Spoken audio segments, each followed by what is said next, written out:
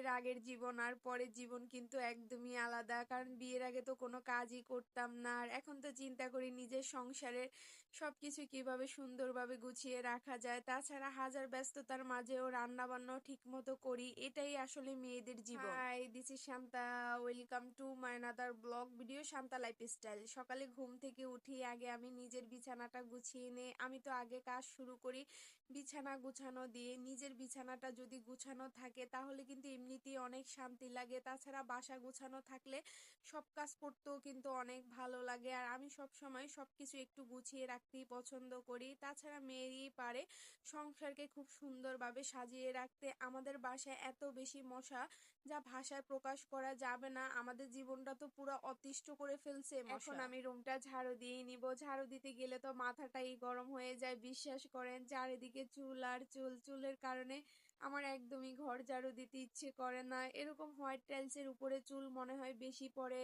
তাছাড়া যে কোনো কাজ যদি রুটিন মাফিক করি তাহলে কিন্তু বেশি সময় লাগে না। আর আমি সবসময় চেষ্টা করি সব কাজগুলো একটু রুটিন মতো করতে। গোছানো কাজ শেষ করে দুপুরে রান্নার প্রিপারেশন নিয়েছি, তাই প্রথমে মাছ কেটে নিব। আজ ঝাটকা মাছ দিয়ে আমার বেগুন আলু দিয়ে খেতে ইচ্ছে করছে, আর মাছটা একটু ছোট ছোট করেই কেটে নিব। মাছ এমন ছোট ছোট করে কেটে বেগুন আলু দিয়ে রান্না করলে খেতে খুবই ভালো লাগে।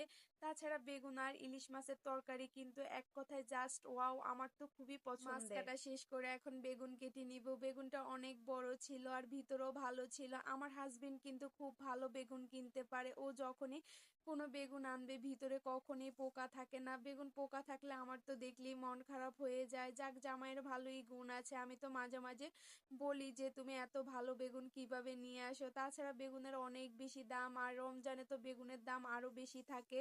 আর বেগুন কাটা শেষ করে এরপর আলুগুলো চাক চাক করে কেটে নিব। মুরগির মাংস রান্না করব আর ছোট ইলিশ মাছ দিয়ে বেগুন রান্না করব। আমার আম্মু কিন্তু এই তরকারিটা অনেক বেশি রান্না করতে আমরা অনেক বেশি পছন্দ করতাম। তাছাড়া নিজে যতই রান্না করি আম্মুর হাতের রান্না সেই টেস্ট পাওয়া যায় না। কত মাস হয়ে গেছে আম্মুর হাতের রান্না খেতে পারি না, ভাবতেই অবাক লাগে, জানি না কবে খেতে পারবো। তরকারি রান্না করার সময় খুব সুন্দর একটা স্মেল আসছিল। তাছাড়া মুরগির মাংস রান্না করছি আপনাদের ভাইয়ার জন্য, আর আমার জন্য বেগুন দিয়ে ইলিশ মাছ রান্না করছি। আপনাদের ভাইয়া তো মাংস খেতে পছন্দ করে, তাই ভাবলাম যে ওর জন্য মাংসই রান্না করি। কারণ বেগুনের তরকারি খাবে কিনা তার ঠিক নাই, কিন্তু পরে খেয়েছে, তার কাছেও নাকি খুবই ভালো লেগেছে। আসলে আমি মুরগির মাংস খুবই কম পছন্দ করি, রান্না করলে তো ইদানিং আমার খেতে ইচ্ছে করে না। আপনাদের ভাইয়ার জন্য একটু খাওয়া লাগে, আমি না খেতে চাইলে ও একদম খেতে চায় না। আমার পছন্দের তরকারি দিয়ে ভাত নিয়ে নিলাম। বিশ্বাস করেন এই তরকারির ঘ্রাণে আমার ভাত খাওয়ার ইচ্ছা আরো অনেক বেশি বেড়ে গেছে। আর তরকারি রান্নাটাও এত বেশি মজার হয়েছে বলেও শেষ করা যাবে না। এই তরকারি দিয়ে ভাত একটু বেশি খেয়ে ফেলছি। এত মজার তরকারি হলে তো আর কিছুই লাগে না। এমন মজার এক পদ তরকারি দিয়ে কিন্তু পেট ভরে ভাত খাওয়া যায়। এরপর নিয়ে নিলাম মুরগির মাংস দিয়ে। মাংস রান্নাটাও অনেক ভালো হয়েছে। সব মিলিয়ে দুপুরের খাবারটা অনেক বেশি মজার ছিল। আজ এ পর্যন্তই।